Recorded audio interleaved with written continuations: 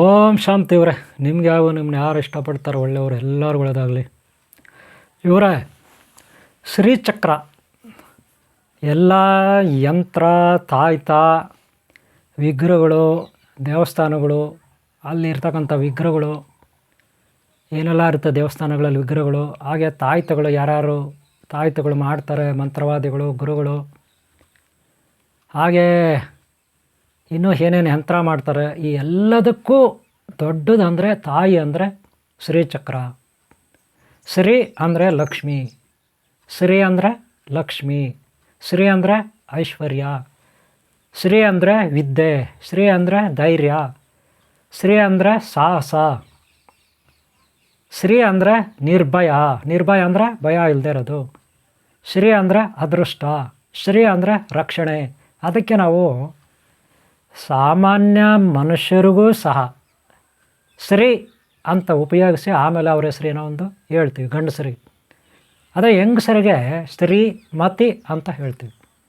ಈ ಶ್ರೀ ಅನ್ನೋ ಪದ ಇದೆಯಲ್ಲ ಅದನ್ನು ನಾವು ಐಶ್ವರ್ಯಕ್ಕೆ ಹೋಲಿಸ್ತೀವಿ. ಐಶ್ವರ್ಯ ಅಂದರೆ ಅಷ್ಟೈಶ್ವರ್ಯ, ಶ್ರೀ ಅಂದರೆ ಅಷ್ಟೈಶ್ವರ್ಯ. ಅಷ್ಟೈಶ್ವರ್ಯ ಅಂದ್ರೇನು? ಅಷ್ಟಲಕ್ಷ್ಮಿ. ಅಷ್ಟಲಕ್ಷ್ಮಿ ಅದು ಯಾವುದೇ ಧರ್ಮ ಆಗಲಿ, ಯಾವುದೇ ಕುಲ ಆಗಲಿ, ಯಾವುದೇ ದೇಶ ಆಗಲಿ, ಯಾವುದೇ ಪಂಥ ಆಗಲಿ, ಅಷ್ಟೈಶ್ವರ್ಯ ಅನ್ನೋದು ಎಲ್ಲರಿಗೂ ಬೇಕೇ ಬೇಕು. ಅದು ಯಾವುದೇ ಲೋಕ ಆಗಲಿ, ಅದು ದೇವಲೋಕ ಇರಲಿ, ಬ್ರಹ್ಮಲೋಕ ಇರಲಿ, ವಿಷ್ಣು ಲೋಕ ವೈಕುಂಠ ಇರಲಿ, ಕೈಲಾಸ ಇರಲಿ, ಅಥವಾ ಇನ್ಯಾವುದೋ 14 ಲೋಕಗಳಿರಲಿ, ಅಥವಾ ಭೂಲೋಕಕ್ಕಂತೂ ತುಂಬ ತುಂಬ ತುಂಬ ಅವಶ್ಯಕತೆ ಇದೆ ಅಷ್ಟೈಶ್ವರ್ಯ. ಅಷ್ಟೈಶ್ವರ್ಯ ಅಂದರೆ ಒಂದೇ ಒಂದಲ್ಲ, 8 ಐಶ್ವರ್ಯಗಳು ಅಂತ. ಒಂದೊಂದೇ ನೋಡೋಣ. ಇದು ನಾನು ಶ್ರೀಚಕ್ರ ಪಾಠ ಹೇಳಕ್ಕೆ ಬಂದಿದ್ದೀನಿ.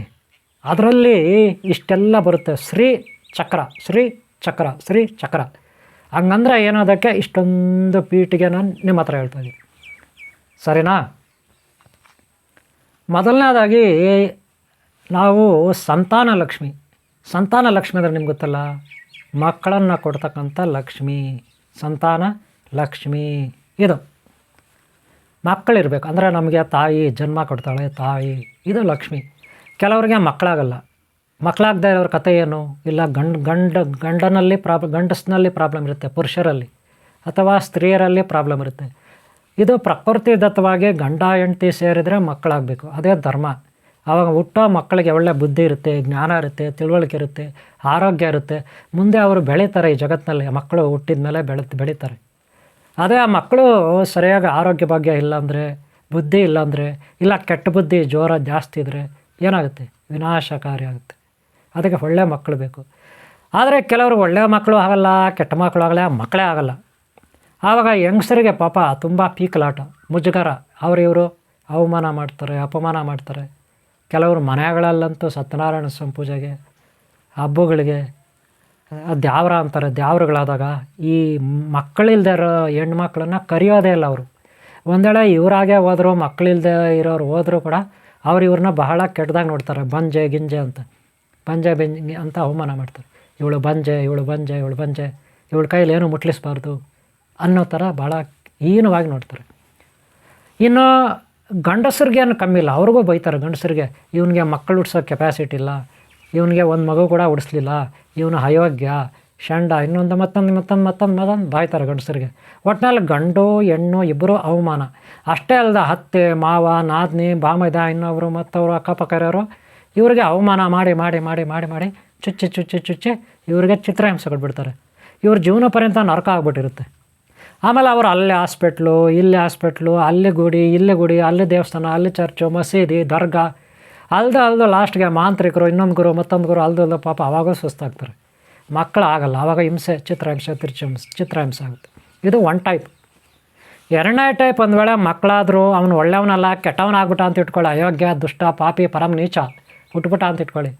ಅವನಿಂದ ಪಾಪ ಇವರು ಒಳ್ಳೆಯವ್ರು ಇರ್ತಾರೆ. ಅಪ್ಪ ಅಮ್ಮ ಒಳ್ಳೆಯವ್ರು ಇರ್ತಾರೆ. ಮನೆಯಲ್ಲಿ ಅತ್ತೆ ಮಾವ ಚಿಕ್ಕಪ್ಪ ಚಿಕ್ಕಮ್ಮ ತಾತಾಜಿ ಎಲ್ಲ ಒಳ್ಳೆ ಸಂಸ್ಕಾರ ಒಳ್ಳೆ ಸಂಸ್ಕೃತಿ ಇರುತ್ತೆ. ಅಂಥವ್ರ ಮನೆಯಲ್ಲಿ ಪಾಪಿಗಳು ಪರಮ ನೀಚರು ಹುಟ್ಟುಬಿಟ್ರು ಅಂತ ಇಟ್ಕೊಳ್ಳಿ. ಅವ್ರು ಇಡೀ ಜೀವನ ಪಾಪ ಇವನಿಂದ ಅವ್ರ ಮನೆಗಳವರೆಲ್ಲ ನರಕ ಅನುಭವಿಸ್ತಾರೆ ಮಾನಸಿಕವಾಗಿ. ಇವರು ಮಾತಾಡೋದನ್ನು ಕೇಳೋಕ್ಕಾಗದೆ. ಇದು ಇನ್ನೊಂದು ಡೇಂಜರು. ಒಂದು ವೇಳೆ ಒಳ್ಳೆ ಮಗು ಹುಟ್ಟಿದ ಆರೋಗ್ಯ ಭಾಗದಿಂದ ಇದ್ದ ಅಂದರೆ ಓಕೆ, ಆವಾಗೆಲ್ಲ ಸರಿ ಹೋಗುತ್ತೆ. ಅದಕ್ಕೆ ನಾವೇನು ಮಾಡಬೇಕು? ಮಹಾಲಕ್ಷ್ಮಿ ಶ್ರೀ ಶ್ರೀ ಶ್ರೀ ಮಹಾಲಕ್ಷ್ಮಿ ಸಂತಾನ ಲಕ್ಷ್ಮಿ ಆಕೆಗೆ ನಾವು ಶರಣಾಗತರಾಗಬೇಕು. ಯಾವಾಗ? ಮಕ್ಕಳಾದ ಮೇಲಲ್ಲ, ಆಗೋದಕ್ಕೆ ಮುಂಚೆ. ಯಾವಾಗ? ಮದುವೆ ಮಾಡ್ಕೊಳ್ಳೋಕೆ ಮುಂಚೆನೇ. ಈಗ ಅರ್ಥಾಯ್ತಾ? ಮದುವೆ ಮಾಡ್ಕೊಬಿಟ್ಟು 5 ವರ್ಷ ಆಯಿತು, 10 ವರ್ಷ ಆಯಿತು, ಮಕ್ಕಳಾಗಲಿಲ್ಲ ಅಂತ ಅವಾಗ ಹೋಗೋದು ದೇವಸ್ಥಾನಕ್ಕೆ. ಅಲ್ಲಿವರೆಗೂ ಇವರು ದೇವ್ರಿಗೆ ಬೇಕಾಗಿಲ್ಲ, ದಿಂಡ್ರು ಬೇಕಾಗಿಲ್ಲ, ಗುರುಗಳು ಬೇಕಾಗಿಲ್ಲ. ಹಂಗೆ ಮಾಡಬಾರ್ದು ರೀ. ಯಾವಾಗೂ ಮುಂದಾಲೋಚನೆ ಇರಬೇಕು. ಯಾವಾಗೂ ಇನ್ನು 5 ವರ್ಷಕ್ಕೆ ಏನು ಮಾಡಬೇಕು, ಇನ್ನು 10 ವರ್ಷಕ್ಕೆ ಏನು ಮಾಡಬೇಕು, ಅದು ಇವಾಗೇ ಪ್ರಿಪೇರ್ ಮಾಡ್ಕೋಬೇಕು ನಾವು. ಅರ್ಥ ಆಯ್ತಲ್ಲ? ಬಡವರಾಗಿರಲಿ, ಶ್ರೀಮಂತರಾಗಿರಲಿ, ಯಾವುದೇ ಜಾತಿ ಭೇದ ಆಗಿರಲಿ. ನಾನು ಉದಾಹರಣೆ ಕೊಟ್ಟಿದ್ದು ಅಷ್ಟೈಶ್ವರ್ಯದಲ್ಲಿ 1 ಲಕ್ಷ್ಮಿ ಸಂತಾನ ಲಕ್ಷ್ಮಿ, ಇದು ಒಂದನೇದು. ಎರಡನೇದು ಧೈರ್ಯ ಲಕ್ಷ್ಮಿ. ಧೈರ್ಯ ಕೆಲವರು ಎದುರು ಪಕ್ಕಲುಗಳು, ಒಂದು ಜಿರಳೆ ಬಂದರೆ ಎದುರ್ಕೊತಾರೆ. ರಾತ್ರಿ ಹೊತ್ತು ಏನೋ ಅಲ್ಲಿ ಸರಕ್ ಅಂತ ಹೋಯ್ತಂದ್ರೆ ಅದಕ್ಕೆ ನೋಡಿ ಎದುರ್ಕೊತಾರೆ. ಮನೆಯಲ್ಲಿ ಏನೋ ಇಲ್ಲಿನೋ ಬೇಕು ಅಂತ ಪಾತ್ರೆ ಇದು ಮಾಡಿದ್ರೆ ಅವಾಗ ಓ ಅಂತ ಕಿರ್ಚ್ಕೊಂಡು ಎದ್ದುಬಿಡ್ತಾರೆ. ಬೆಡ್ರೂಮಲ್ಲಿ ಮಲ್ಕೊಂಡಿರೋರು ಹಾಲ್ ಒಳಗಡೆ ಬಂದು ಅವ್ರ ಅಮ್ಮನ ಪಕ್ಕದಲ್ಲಿ ಅಪ್ಪನ ಪಕ್ಕದಲ್ಲಿ ಮಲ್ಕೊತಾರೆ. ಅಥವಾ ಹಾಲಲ್ಲಿ ಮಲಗಿರೋರು ಬೆಡ್ರೂಮಲ್ಲಿರೋ ಅಪ್ಪ ಅಮ್ಮನ ಜೊತೆ ಓಡೋಗಿ ಮಲ್ಕೊಬಿಡ್ತಾರೆ. ವಯಸ್ಸಾಗಿರುತ್ತೆ 25, 30, 35 ವರ್ಷ. ಆದರೆ ಭಯ ಭಯ ಭಯ ಭಯ ಭಯ. ಇದು ಒನ್ ಟೈಪು. ಅಷ್ಟೇ ಅಲ್ಲ, ಯಾರ್ಯಾರೋ ಚುಡಾಯಿಸ್ತಾರೆ, ಯಾರ್ಯಾರೋ ಅವಮಾನ ಮಾಡ್ತಾರೆ, ಯಾರ್ಯಾರೋ ಕೆಟ್ಟದ್ದು ಮಾಡ್ತಾರೆ, ಅವ್ರು ನೋಡಿಕೊಂಡು ಎದುರ್ಕೊಳ್ತಾರೆ. ಹೆಂಡ್ತಿನೇ ಚುಡಾಯಿಸ್ಲಿ, ತಂಗಿನೇ ಚುಡಾಯಿಸ್ಲಿ, ಅಕ್ಕನ್ನೇ ಚುಡಾಯಿಸ್ಲಿ, ಇವ್ರು ಎದುರ್ಕೊತಾರೆ ಗಂಡಸರು. ಯಾಕೆ? ಭಯ. ನೋಡ್ರಿ, ನಾವು ಒಳ್ಳೆಯದಕ್ಕೆ ಭಯ ನೋಡ್ರಿ, ನಾವು ಒಳ್ಳೆಯವರಾಗಿದ್ದರೆ ಯಾರಿಗೂ ನಾವು ಹೆದರ್ಬೇಕಾದ ಅಗತ್ಯ ಇಲ್ಲ. ಹಾಗೆ ಯಾರೋ ಬೇರೆಯವರು ಅಯೋಗ್ಯರು, ಪಾಪಿಗಳು, ಪರಮನೀಷ್ಠರು, ನಿಕೃಷ್ಟರು ತಪ್ಪು ಮಾಡಿದ್ರೆ ನಾವು ಏಕಾಏಕಿ ಅವ್ರ ಮೇಲೆ ದಾಳಿನೂ ಮಾಡಬಾರ್ದು. ನಾವು ದಾಳಿನೂ ಮಾಡಬಾರ್ದು. ಬಂಡೆಗಲ್ಲಿಗೆ ನಮ್ಮ ತಲೆನ ಚಚ್ಕೋಬಾರ್ದು. ನಮಗೆ ಬುದ್ಧಿ ಇದೆ, ರೋಷ ಆವೇಶ ಇದೆ ಅಂತ. ಆದರೆ ಧೈರ್ಯ ನಮಗಿದೆ. ನಮಗೆ ಧೈರ್ಯ ಇದೆ. ನಾವು ಸಿಂಹ, ಚಿರತೆ, ಇನ್ನೊಂದು ಮತ್ತೊಂದು ಹುಲಿ, ಆನೆ ಎಲ್ಲ ನಾವೇ. ಧೈರ್ಯ ಇದೆ, ಆದಿಶೇಷ ಶಕ್ತಿ ಇದೆ ನಾವು. ಆದರೆ ನಮಗೆ ಬುದ್ಧಿವಂತಿಕೆ ಇರಬೇಕು. ದುಷ್ಟರು ಹೆಂಗಂದರೆ ದೇವತೆಗಳಿಗೆ ತಪಸ್ಸು ಮಾಡಿ ವರ ಕೇಳ್ತಾರೆ, ಶಕ್ತಿ ಸಂಪಾದನೆ ಮಾಡ್ಕೊಳ್ತಾರೆ. ಆದರೆ ಅವ್ರೇನು ಮಾಡ್ತಾರೆ? ಮೊದಲು ವರ ಕೇಳೋವಾಗ ತಪಸ್ಸು ಮಾಡ್ತಾರೆ ಕಷ್ಟಪಟ್ಟು. ಎಲ್ಲ ಪರೀಕ್ಷೆಗಳಲ್ಲೂ ಮಳೆ ಬರಲಿ, ಗಾಳಿ ಬರಲಿ, ಭೂಕಂಪ ಆಗಲಿ, ಸುನಾಮಿ ಆಗಲಿ, ಹಾವು ಬರಲಿ, ಚೇಳು ಬರಲಿ, ಯಾವುದೇ ಹುಡುಗಿಯರು ದೇವಲೋಕ ಸುಂದರಿಯರು ಬರಲಿ, ಇವರು ತಡ್ಕೊಳ್ತಾರೆ, ಯಾವುದಕ್ಕೂ ಆಡಾಗಲ್ಲ. ಏನು ಬ್ರಹ್ಮಾಜಿ ಅಂತ ತಪಸ್ಸು ಮಾಡ್ತಾರೆ, ಹಾಗೆ ದೈತ್ಯರು, ಅಸುರರು, ರಾಕ್ಷಸರು ತಪಸ್ಸು ಮಾಡ್ತಾರೆ. ಅಷ್ಟು ಶಕ್ತಿಶಾಲಿಗಳವರು, ಎಲ್ಲವನ್ನೂ ತಡ್ಕೊಳ್ಳೋ ಶಕ್ತಿ ಇರುತ್ತೆ ಅವ್ರಿಗೆ, ಬಲ ಜಾಸ್ತಿ ದೈತ್ಯರಿಗೆ. ಫೈನಲಾಗೆ ಆ ಬ್ರಹ್ಮ ಬಂದ್ಬಿಟ್ಟು ವರ ಕೊಟ್ಬಿಟ್ಟ ಅಂತ ಇಟ್ಕೊಳ್ಳಿ, ಇಲ್ಲ ಶಿವ ಬಂದು ವರ ಕೊಟ್ಬಿಟ್ಟ ಅಂತ ಇಟ್ಕೊಳ್ಳಿ. ಆಮೇಲೆ ನೋಡ್ರಿ, ಇವ್ರು ದೊಡ್ಡ ಪುಡಿಂಗ್ ಆಗಿಬಿಡ್ತಾರೆ. ಅಹಂಕಾರ ಅನ್ನೋದು, ಮದ ಅನ್ನೋದು ಬಂದುಬಿಡುತ್ತೆ. ಕಾರಣ ಇವ್ರಿಗೆ ಅಜ್ಞಾನ ಇರುತ್ತೆ. ಇವ್ರಿಗೆ ಐಶ್ವರ್ಯ ಬಂದಿದೆ. ಏನು ಐಶ್ವರ್ಯ ಬಂದಿದೆ? ವರದ ಶಕ್ತಿ. ದೇವರು ಬಂದ ವರ ಕೊಟ್ಟಿದ್ದಾನೆ, ಶಕ್ತಿಶಾಲಿಯಾಗಿದ್ದಾರೆ. ಆದರೆ ಅದನ್ನು ಉಳಿಸ್ಕೊಳ್ಳೋ ಯೋಗ್ಯತೆ ಇರಲ್ಲ. ಹಾಗೆ ನಮ್ಮ ಅಕ್ಕಪಕ್ಕ ಎಲ್ಲ ಕಡೆ ಯಾವುದೋ ಜನ್ಮದಲ್ಲಿ ಇವರು ಮಾಡಿದ ಪುಣ್ಯನೋ, ಇವ್ರ ಅಪ್ಪ ಅಮ್ಮ ಮಾಡಿದ ಪುಣ್ಯನೋ, ಒಟ್ಟಿನಲ್ಲಿ ಈಗ ಐಶ್ವರ್ಯ ಇರುತ್ತೆ, ಕಾರ್ ಇರುತ್ತೆ, ಬಂಗ್ಲೆ ಇರುತ್ತೆ, ಹೊಲ ಇರುತ್ತೆ, ಗದ್ದೆ ಇರುತ್ತೆ, ಸೈಟ್ಗಳಿರುತ್ತೆ, ಲೇಔಟ್ಗಳಿರುತ್ತೆ, ಅಪಾರ್ಟ್ಮೆಂಟ್ಗಳಿರುತ್ತೆ, ಫ್ಯಾಕ್ಟ್ರಿ ಇರುತ್ತೆ, ಕಂಪನಿಗಳಿರುತ್ತೆ, ಮೆಡಿಕಲ್ ಸ್ಟೋರ್ಗಳು, ಹೋಟ್ಲುಗಳು ಎಲ್ಲ ಇರ್ತದೆ, ಫುಡ್ ಮಾಲ್ಗಳು. ಅಹಂಕಾರ ಅನ್ನೋದು ಬಂದ್ಬಿಡುತ್ತೆ ಇವ್ರ ಜೊತೆಯಲ್ಲಿ. ಆಮೇಲೆ ಏನಾಗುತ್ತೆ? ಅಹಂಕಾರ ಬಂದರೆ ನಿಮಗೆ ಗೊತ್ತಲ್ಲ, ಆರೋಗ್ಯ ಕೆಡುತ್ತೆ, ಶತ್ರುಗಳು ಜಾಸ್ತಿ ಆಗ್ತಾರೆ, ಬರ್ತಾ ವ್ಯಾಪಾರ ಕಮ್ಮಿ ಆಗುತ್ತೆ, ನಷ್ಟ ಆಗಿ ಬೀದಿಗೆ ಬೀಳ್ತಾರೆ. ಆವಾಗ ದೇವರೇ ಗುರುಗಳೇ ಎಲ್ಲಿದ್ದೀರಿ, ಕಾಪಾಡಿ ಅಂತ ಬರ್ತಾರೆ. ಆವಾಗ ಏನು ಮಾಡೋಕ್ಕಾಗುತ್ತೆ? ಎಲ್ಲ ಕಲ್ಕೊಂಡು ನರ ಸತ್ತ ನಾಯಿ ಥರ ಆಗಿರ್ತಾರೆ, ಬೀದಿ ಅಲಿತಿರ್ತಾರೆ. ಇವಾಗ ಏನು ಮಾಡೋದು ಹೇಳ್ರಿ? ಹೇಳಿ. ಇಲ್ಲ ಅವ್ರು ಮಾಡಿದ ತಪ್ಪಿಂದ ಹಂಗಾದ್ರು, ಅವ್ರು ಪಟ್ಟಿದ್ದ ಅಹಂಕಾರದಿಂದ ಹಂಗಾದ್ರು, ಇಲ್ಲ ಯಾರಾದರೂ ಫ್ರೆಂಡ್ಸು ಇನ್ನೊಬ್ಬರು ಮತ್ತೊಬ್ಬರು ಅವ್ರಿಗೆ ಮೋಸ ಮಾಡಿದ್ರು, ಅವ್ರ ತಲೆ ಮೇಲೆ ಟೋಪಿ ಹಾಕಿ ಅವ್ರನ್ನ ಪಾತಾಡಕ್ಕೆ ತುಳಿದ್ರು. ಒಳ್ಳೆಯವರ ಅಮಾಯಕತ್ವದ ಮೇಲೆ ಒಳ್ಳೆಯವರ ಅಮಾಯಕತ್ವದ ಮೇಲೆ ಅವ್ರ ಕೈ ಕೆಳಗಿರೋ ಕೆಲಸಗಾರರು ಅವರೇ ಇವ್ರನ್ನ ತುಳಿದ್ಬಿಟ್ರೋ ಮೋಸ ಮಾಡಿ, ಗೊತ್ತಿಲ್ಲ. ಒಟ್ಟಿನಲ್ಲಿ ಗುರುಗಳೇ ದೇವರೇ ಅಂತ ಬರ್ತಾರೆ. ಆವಾಗ ಒಬ್ಬ ಒಳ್ಳೆಯ ಗುರು ಆದವನು ಅವ್ರ ಕೈ ಹಿಡಿಬೇಕು, ವಿಚಾರಿಸ್ಬೇಕು ತಾಳ್ಮೆಯಿಂದ. ಅವ್ರಿಗೇನು ಕಷ್ಟ, ಯಾವ ರೀತಿ ಕಷ್ಟ ಬಂತು ಅಂತ. ಅವ್ರಿಗೆ ಅಹಂಕಾರದಿಂದ ಬಂತ, ಇಲ್ಲ ಯಾರಾದರೂ ಅವ್ರಿಗೆ ಮೋಸ ಮಾಡಿದ್ರ, ಬೇರೆಯವರ ಮೋಸಕ್ಕೆ ಒಳಗಾಗಿ ಹಿಂಗಾದ್ರೆ, ಅಥವಾ ಯಾವುದಾದ್ರೂ ದುಷ್ಟಶಕ್ತಿಗಳ ಕಾಟದಿಂದ ಹಂಗಾದ್ರೆ, ಇಲ್ಲ ಅವ್ರ ಪಾಪಕರ್ಮಗಳ ದೋಷದಿಂದ ಹಂಗಾದ್ರೆ ನಾವು ನೋಡ್ಕೋಬೇಕು. ಗುರುಗಳು ಒಬ್ಬ ಒಳ್ಳೆಯ ಗುರುವಾದವನು ಅವ್ರಿಗೆ ಅಂಥವ್ರ ರಕ್ಷಣೆ ಮಾಡಿ ಅಂತ ಬರ್ತಾರಲ್ಲ, ಅವ್ರನ್ನ ರಕ್ಷಣೆ ಮಾಡಬೇಕು ಒಳ್ಳೆಯ ಗುರುವಾದವನು. ಅದೇ ಅವ್ರ ಹತ್ರ ಕಿತ್ಕೊಂಡು ತಿನ್ನೋರು ಆಗಬಾರ್ದು, ಗೊತ್ತಾಯ್ತಲ್ಲ? ಅಂಥವ್ರಿಗೆ ನಾವು ರಕ್ಷಣೆ ಮಾಡಬೇಕು, ಅದು ಧರ್ಮ. ಒಟ್ಟಿನಲ್ಲಿ ಇಲ್ಲಿ ಧೈರ್ಯ ಬೇಕು. ಆ ಧೈರ್ಯ ಎಲ್ಲರಲ್ಲೂ ಇರಬೇಕು. ಕೆಲವು ಸಾರಿ ಕಾಮೆಂಟ್ಗಳು ಬರುತ್ತೆ ದುಷ್ಟರಿಂದ ಕೆಟ್ಟದ್ದಾಗುತ್ತೆ, ಹಿಂಸೆ ಆಗುತ್ತೆ. ಹಾಗೆ ಈ ಪ್ರಕೃತಿನಲ್ಲಿ ಕೆಲವು ಸಾರಿ ಕಷ್ಟಗಳು ಬರುತ್ತೆ ಅಲ್ವಾ. ಮಳೆ ಬರುತ್ತೆ ಜೋರಾಗಿ, ಭೂಕಂಪಗಳಾಗುತ್ತೆ, ಗುಡ್ಡಗಳು ಕುಸಿತ ಆಗುತ್ತೆ, ಸುನಾಮಿಗಳಾಗುತ್ತೆ, ನದಿಗಳು ಉಕ್ಕುತ್ತೆ, ಮನೆಗಳು ಹಾಳಾಗುತ್ತೆ, ಎಲ್ಲ ರೀತಿಯ ಕಷ್ಟಗಳು ಬರುತ್ತೆ. ವ್ಯಾಪಾರ ಇಲ್ಲ, ಕಂಪ್ನಿ ಓಡಲ್ಲ, ಹೋಟ್ಲ್ ಓಡಲ್ಲ, ಹಾಸ್ಪಿಟ್ಲ್ ಓಡಲ್ಲ, ಸಾಲ ಮಾಡಿರ್ತಾರೆ, ಇನ್ಸ್ಟಾಲ್ಮೆಂಟ್ಗಳು ಕಟ್ಟಬೇಕು, EMIಗಳು ಕಟ್ಟಬೇಕು, ದುಡ್ಡಿರಲ್ಲ, ವ್ಯಾಪಾರ ಆಗ್ತಾಯಿಲ್ಲ, ಕಷ್ಟ ನಷ್ಟ ಆಗುತ್ತೆ. ಆ ಟೈಮಲ್ಲಿ ಧೈರ್ಯ ಬೇಕು. ಏನು ಬೇಕೋ ಧೈರ್ಯ, ಏನು ಬೇಕೋ ಧೈರ್ಯ. ಇದು ಎರಡನೇದು ಇದು. ಕಾಯಿಲೆ ಬರಲಿ, ಏನೇ ಬರಲಿ, ದಾರಿದ್ರ್ಯ ಆಗಲಿ, ಕಷ್ಟ ಬರಲಿ, ನೋವು ಬರಲಿ, ಶತ್ರುಗಳು ದಾಳಿ ಆಗಲಿ, ಧೈರ್ಯ ಬೇಕು. ಯಾವ ಕಾರಣಕ್ಕೂ ಆತ್ಮಹತ್ಯೆ ಮಾಡ್ಕೋಬಾರ್ದು, ಮನೆ ಬಿಟ್ಟು ಓಡಾಗಬಾರ್ದು, ಫೋನುಗಳು ಸ್ವಿಚ್ ಆಫ್ ಮಾಡಬಾರ್ದು, ಎಲ್ಲವನ್ನು ಫೇಸ್ ಮಾಡಬೇಕು. ಫೇಸ್ ಮಾಡೋದು ಗೊತ್ತಿಲ್ಲ ಅಂದರೆ ಯಾರೋ ದೊಡ್ಡವರು ಚಿಕ್ಕವರು ಒಳ್ಳೆಯದನ್ನು ಹೇಳೋರು ಇರ್ತಾರೆ, ಸಲಹೆ ಕೊಡೋರು ಇರ್ತಾರೆ, ಧೈರ್ಯ ಹೇಳೋರು ಇರ್ತಾರೆ, ಅವ್ರ ಹತ್ರ ಸಹಾಯ ತೊಗೋಬೇಕು, ಸಹಕಾರ ತೊಗೋಬೇಕು. ಅಷ್ಟೇ ಹೊರತು ಧೈರ್ಯ ಗೆಡಬಾರ್ದು, ಮನೆ ಬಿಟ್ಟು ಓಡೋಗಬಾರ್ದು, ವಿಷ ಕುಡಿಬಾರ್ದು, ಆತ್ಮಹತ್ಯೆ ಮಾಡ್ಕೋಬಾರ್ದು, ಹಿಂಗೆ ಮಾಡ್ಕೋಬಾರ್ದು, ಫೋನ್ ಸ್ವಿಚ್ ಆಫ್ ಮಾಡಬಾರ್ದು. ಹಾಗೆ ಅವ್ರ ಮೇಲೆ ಕಯ ಅಂತ ಹೋಗ್ಬಾರ್ದು. ನಿಮ್ಮ ಟೆನ್ಷನ್ ನೀವೇ ತಡ್ಕೋಬೇಕು, ಇನ್ನೊಬ್ಬರ ಮೇಲೆ ಬಿಡಬಾರ್ದು. ಎಷ್ಟು ಧೈರ್ಯ ತಂದು. ಇದು ಎರಡನೇದು. ಮೊದಲನೇದು ಸಂತಾನ ಲಕ್ಷ್ಮಿ, ಎರಡನೇದು ಧೈರ್ಯ ಲಕ್ಷ್ಮಿ. ಶ್ರೀಚಕ್ರ. ಓಕೆನಾ. ಈಗ ಮೂರನೇದು ನೋಡೋಣ. ನೋಡ್ರಿ, ಈಗ ಧೈರ್ಯ ಆಯಿತು, ಏನಾದರೂ ಸಾಹಸ ಮಾಡಬೇಕು, ಅದಕ್ಕೆ ಸಾಹಸ ಲಕ್ಷ್ಮಿ. ಸಾಹಸ ಅಂದರೆ ಯಾವಾಗೂ ಎದುರುಪಕ್ಲ.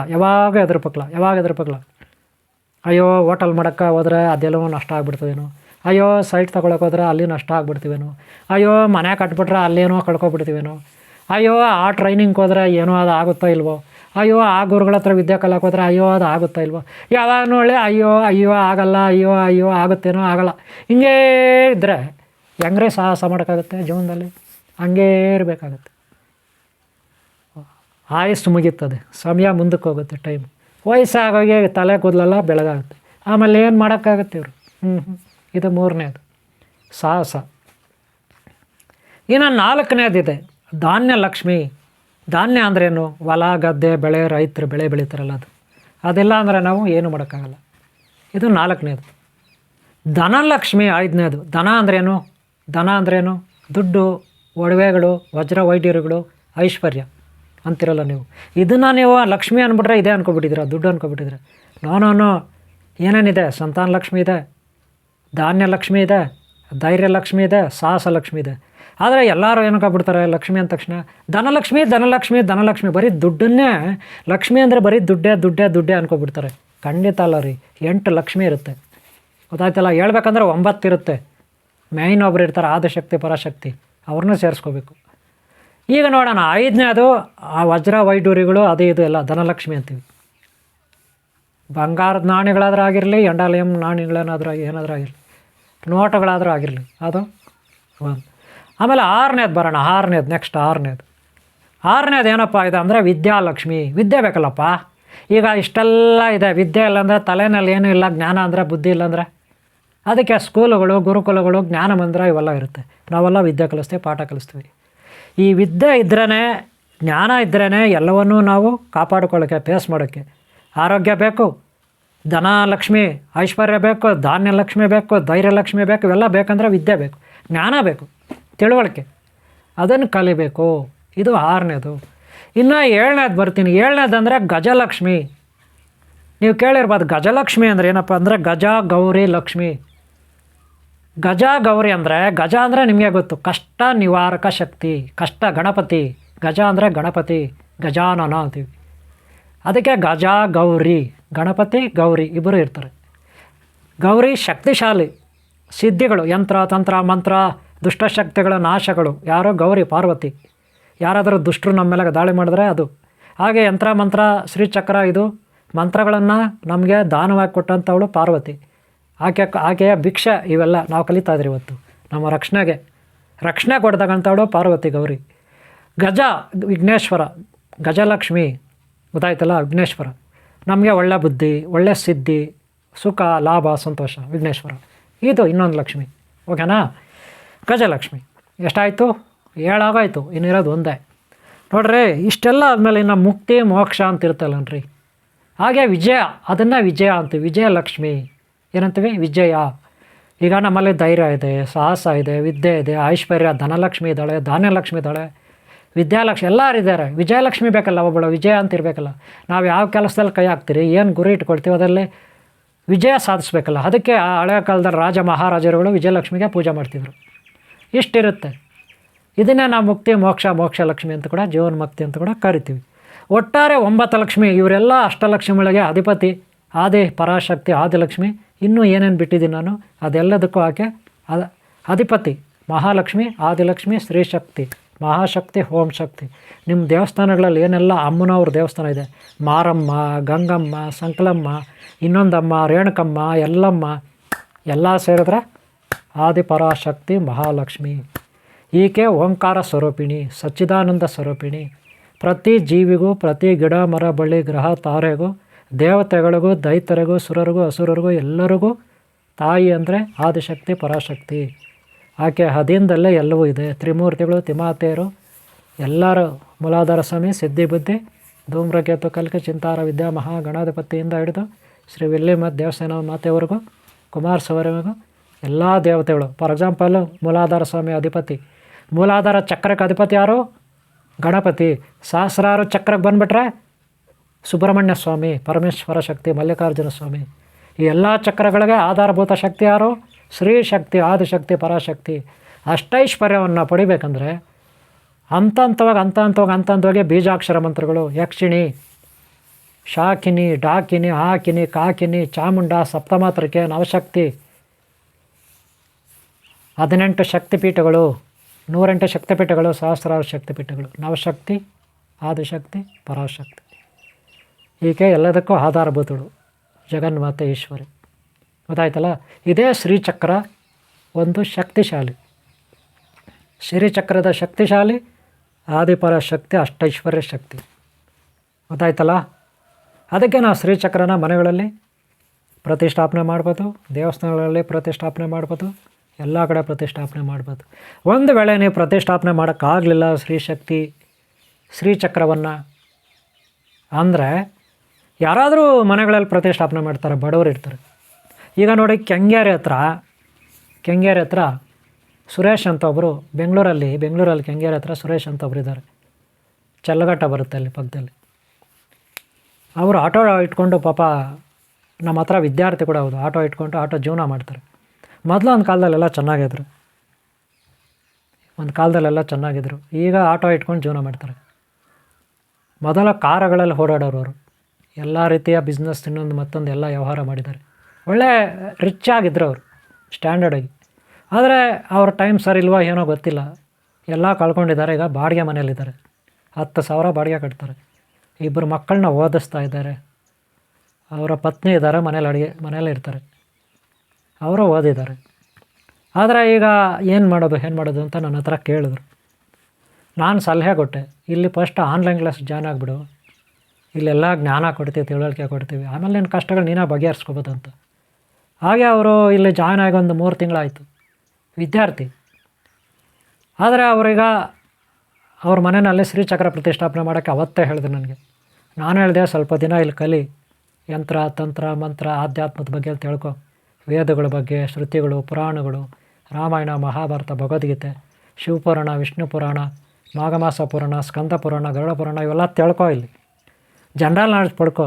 ಆಮೇಲೆ ಶ್ರೀಚಕ್ರ ಬೇಕಾದ್ರೆ ನಿಮ್ಮ ಮನೇಲಿ ಪ್ರತಿಷ್ಠಾಪನೆ ಮಾಡಿವೆ, ಆಮೇಲೆ ಕಷ್ಟಗಳು ನಿವಾರಣೆ ಆಗುತ್ತೆ, ಅಷ್ಟೊತ್ತಿಗೆ ಆಗ್ಬಿಡುತ್ತೆ ನಿನಗೆ ಅಂತ. ಈಗ ಇದು ಜನವರಿ ತಿಂಗಳು, ಸಂಕ್ರಾಂತಿ ಬರುತ್ತೆ, 14, 15 ಆಮೇಲೆ 17ನೇ ತಾರೀಕು ಶುಕ್ರವಾರ ಏನೋ ಬರುತ್ತೆ. 17ನೇ ತಾರೀಕು 1ನೇ ತಿಂಗಳು ಜನವರಿ 2025ನೇ ಇಸ್ವಿ ಶುಕ್ರವಾರ ಬರುತ್ತೆ.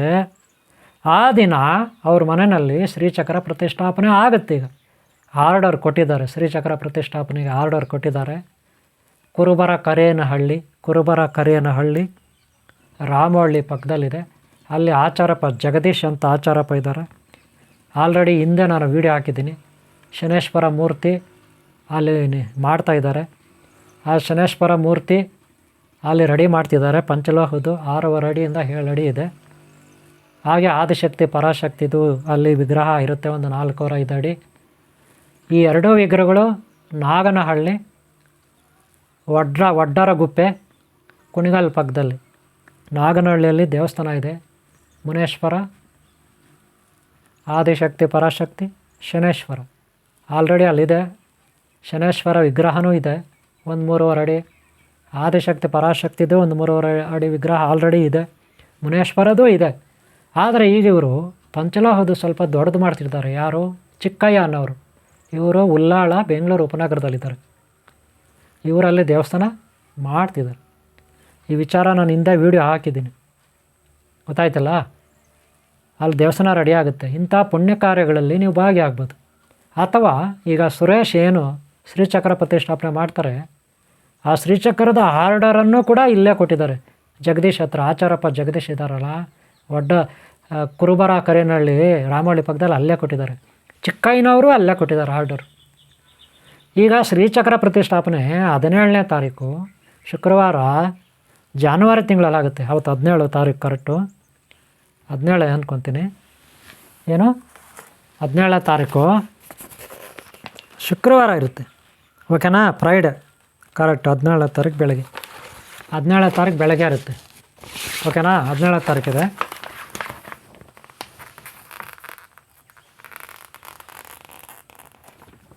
ಓಕೆ, 17ನೇ ತಾರೀಕು ಇರುತ್ತೆ ಶುಕ್ರವಾರ ಬೆಳಗ್ಗೆ ಶ್ರೀಚಕ್ರ ಪ್ರತಿಷ್ಠಾಪನೆ. ಎಲ್ಲಿ? ಚಲ್ಲಘಟ್ಟ, ಕೆಂಗೇರಿ ಪಕ್ಕದಲ್ಲಿ ಚಲ್ಲಘಟ್ಟ. ಅಲ್ಲೇ ಪಕ್ಕದಲ್ಲೇ ಸುರೇಶ್ ಅವ್ರದ್ದು ಮನೆ ಇದೆ, ಬಾಡಿಗೆ ಮನೇಲಿ ಇರ್ತಾರೆ. ಒಂದು ಅಪಾರ್ಟ್ಮೆಂಟಲ್ಲಿ, ಒಂದು ಬಿಲ್ಡಿಂಗಲ್ಲಿ ಇವರು ಆಟೋ ಓಡಿಸ್ಕೊಂಡು ಜೀವನ ಮಾಡ್ತಾರೆ. ಈಗ ನೀವು ನಿಮ್ಮ ಮನೆಗಳಲ್ಲಿ ಶ್ರೀಚಕ್ರ ಪ್ರತಿಷ್ಠಾಪನೆ ಮಾಡೋಕ್ಕಾಗಲ್ಲ ಅಂತ ಇಟ್ಕೊಳ್ಳಿ. ಅಂಥ ಸಮಯದಲ್ಲಿ ಈ ರೀತಿ ಯಾರಾದರೂ ಶ್ರೀಚಕ್ರ ಪ್ರತಿಷ್ಠಾಪನೆ ಮಾಡುವಾಗ ನಿಮ್ಮ ಹತ್ರ ಒಂದು 50 ರೂಪಾಯಿ, 100 ರೂಪಾಯಿ, ಎಷ್ಟೋ ನಿಮ್ಮ ಕೈಲಾದ ಮಟ್ಟಿಗೆ ದಕ್ಷಿಣೆ ಆಗ್ಬೋದು. ಅದಕ್ಕೆ ನನ್ನ ನಂಬರ್ಗೆ ಹಾಕಿದ್ರೂ ನಡೆಯುತ್ತೆ ದಕ್ಷಿಣೆ, ನಾನು ಅವ್ರಿಗೆ ಕೊಡ್ತೀನಿ. ಅಥವಾ ಅವ್ರ ನಂಬರ್ ಬೇಕಾದ್ರೂ ನೀವು ತಗೊಂಡು ಅವ್ರಿಗೆ ಡೈರೆಕ್ಟಾಗಿ ಅವ್ರ ಅಕೌಂಟಿಗೆ ನೀವು ಪೇ ಮಾಡ್ಬೋದು. ಇದರಿಂದ ನೀವು ಪುಣ್ಯ ಕಾರ್ಯದಲ್ಲಿ ಭಾಗಿಯಾದಂಗೆ ಆಗುತ್ತೆ. ಸುರೇಶ್ ಅವ್ರಿಗೆ ಅವ್ರ ಅಕೌಂಟ್ ನಂಬರೇ ತಗೊಂಡು ನಿಮ್ಮ ಕೈಲಾದ ಮಟ್ಟಿಗೆ 100 ರೂಪಾಯಿ ಇಲ್ಲ 500 ರೂಪಾಯಿ, ಎಷ್ಟೋ ನಿಮ್ಮ ಕೈಲಾದ ಮಟ್ಟಿಗೆ ಒಂದು ದಕ್ಷಿಣೆ ಹಾಕೊಳ್ಳಿ, ಒಂದು ಧರ್ಮ ಕಾರ್ಯದಲ್ಲಿ ಭಾಗಿಯಾಗಿ. ಅಥವಾ ಚಿಕ್ಕಯ್ಯನವ್ರ ದೇವಸ್ಥಾನ ಇದೆ, ಅಲ್ಲೇ ಆದರೂ ಸರಿ. ಚಿಕ್ಕಯ್ಯನವ್ರ ದೇವಸ್ಥಾನ ಆಲ್ರೆಡಿ ಪ್ರೋಸೆಸ್ ನಡೀತಾ ಇದೆ, ಕೆಲಸ ನಡೀತಾ ಇದೆ. ಅಲ್ಲಿ ಆಲ್ರೆಡಿ ದೇವಸ್ಥಾನ ಇದೆ, ಅದನ್ನು ಅಭಿವೃದ್ಧಿ ಮಾಡ್ತಿದ್ದಾರೆ ಹೆಚ್ಚಾಗಿ. 6.5 7 ಅಡಿ ಪಂಚಲೋಹ ವಿಗ್ರಹ ಶನೇಶ್ವರದ್ದು. ಅದರದ್ದು ಡೆಮೋ ಸಿಮೆಂಟಲ್ಲಿ ಮಾಡಿರೋದು, ಫೈಬರ್ ಮಾಡಿರೋದು. ಈಗಾಗಲೇ ನಾನೊಂದು ವೀಡಿಯೋನ ಅಪ್ಲೋಡ್ ಮಾಡಿದ್ದೀನಿ ಸುಮಾರು 1 ತಿಂಗಳಿಂದ. ಅದನ್ನು ನೋಡ್ಬೋದು. ಈಗಲೂ ನೀವು ಇಲ್ಲಿ ನಾನು ತೋರಿಸ್ತಾ ಇದ್ದೀನಿ, ಅದು ನೋಡ್ಬೋದು. ವಿಗ್ರಹ ಎಲ್ಲ ಬರುತ್ತೆ. ಅದು 2ನೇ ತಾರೀಕು 3ನೇ ತಾರೀಕು ಫೆಬ್ರವರಿ ತಿಂಗಳು 2025ನೇ ಇಸ್ವಿನಲ್ಲಿ ಅದು ಪ್ರತಿಷ್ಠಾಪನೆ ಆಗುತ್ತೆ. ಎಷ್ಟನೇ ತಾರೀಕು? 2ನೇ ತಾರೀಕು 3ನೇ ತಾರೀಕು 2025ನೇ ಇಸ್ವಿ. ಜನವರಿ ಆಗಿದ್ದ ತಕ್ಷಣವೇ 2ನೇ ತಾರೀಕು 3ನೇ ತಾರೀಕು ಫೆಬ್ರವರಿ 2025ನೇ ಇಸ್ವಿಯಲ್ಲಿ ಪ್ರತಿಷ್ಠಾಪನೆ. ಅಂದರೆ 6.5 7 ಅಡಿ ಪಂಚಲೋಹದ್ದಾಗುತ್ತೆ ಹೊಸ್ದಾಗಿ. ನೀವು ದಾನ ಧರ್ಮ ದಕ್ಷಿಣೆ ಮಾಡಬೇಕು ಗುರುಗಳಿಗೆ, ದೇವರಿಗೆ ಅಂದರೆ ನನ್ನ ನಂಬರ್ ಆದರೂ ತಗೊಳ್ಳಿ, ಸುರೇಶ್ ನಂಬರ್ ಆದರೂ ತಗೊಳ್ಳಿ, ಚಿಕ್ಕಯ್ಯ ಅವ್ರ ನಂಬರ್ ಆದರೂ ತಗೊಳ್ಳಿ. ಈ ಧರ್ಮ ಕಾರ್ಯಗಳಲ್ಲಿ ನೀವು ಭಾಗಿಯಾಗ್ಬೋದು.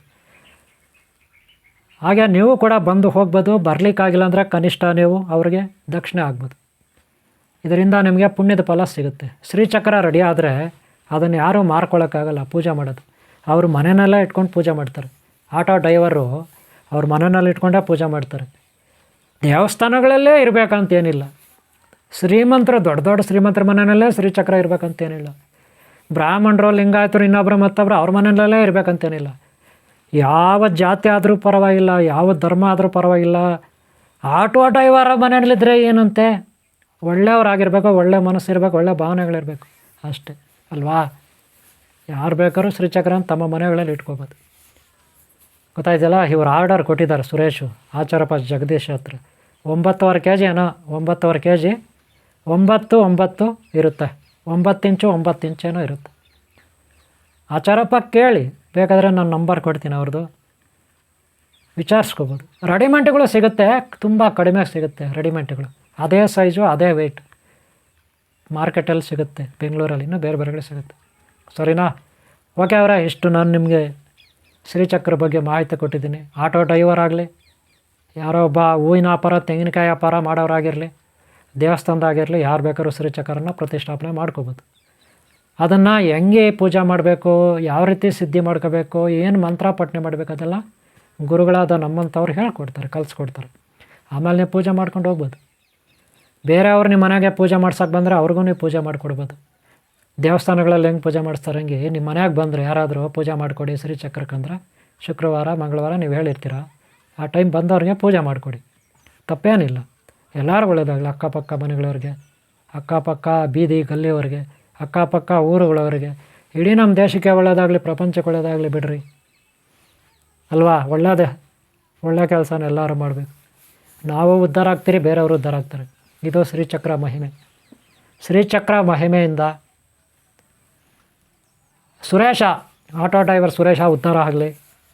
ಹಾಗೆ ಚಿಕ್ಕಯ್ಯನವರು ಅರ್ಚಕರು, ಸಂಸ್ಥಾಪಕರು, ಶ್ರೀ ಮುನೇಶ್ವರ ಆದಿಶಕ್ತಿ, ಶ್ರೀ ಶನೇಶ್ವರ ಓಂ ಶಕ್ತಿ ಆದಿಶಕ್ತಿ ದೇವಸ್ಥಾನದ ಮಾಲೀಕರು ಚಿಕ್ಕಯ್ಯನವರು ಉಲ್ಲಾಳದಲ್ಲಿರ್ತಾರೆ, ಉಲ್ಲಾಳ ಉಪನಗರಲ್ಲಿರ್ತಾರೆ.